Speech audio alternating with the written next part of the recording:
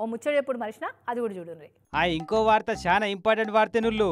ఇగో పోలీసోళ్ళు గణేషుని అరెస్ట్ చేసి జీపేకి ఇస్తున్నారు చూడు, ఇదే ఆ వార్త.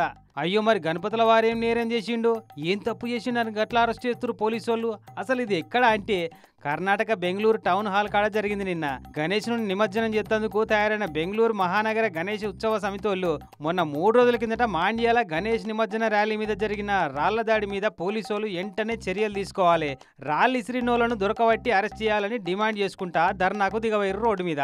పర్మిషన్ లేని ధర్నా ఎట్లా చేస్తారు మీరు అని అటు ఇటు ఓ 40 మందిని అరెస్ట్ చేసి బస్సు ఎక్కించి ఆడికెళ్ళి పంపిర్రు. ఇట్లా ఇక కతిమ మిగిలిన వాళ్ళంతా వినాయకుని తీసుకుపోయి చౌరస్తాలకు ధర్నాకు దిగబోతే పోలీసు ఊరికొచ్చి గణపతిని గుంజిర్రు. ఇట్లా ఒరే వీళ్ళ గుంజుడు సల్లగుండా, ఇటు వీళ్ళు గుంజ అటు వాళ్ళు గుంజ, ఆయనతో ఇద్దరు పొత్తుల రోడ్డు మీద దించుతారా ఎట్లా దేవుణ్ణి. అమ్మయ్య లాస్ట్ కు పోలీసు వాళ్ళదే అపరాండ్ అయింది గాని వినాయకుని పోలీస్ జీపేకిచ్చి అరెస్ట్ చేసినంత పని చేసిర్రు. పాపం వీళ్ళ గుంజులాట కొట్లాట చూసి ఆ గణపయ్య మాట్లాడేది ఉంటే మాత్రం, ఒరే మీ భక్తి తగలయ్యా, నన్ను ఇలా నడి రోడ్డు మీద వదిలేయకండ్రా, ముందు నా నిమజ్జన కార్యం పూర్తి కానివ్వండ్రా, ఇంకోసారి మీ ఏరియాకి వస్తే ఒట్టు అని బతిలాడుతుండే కావచ్చు.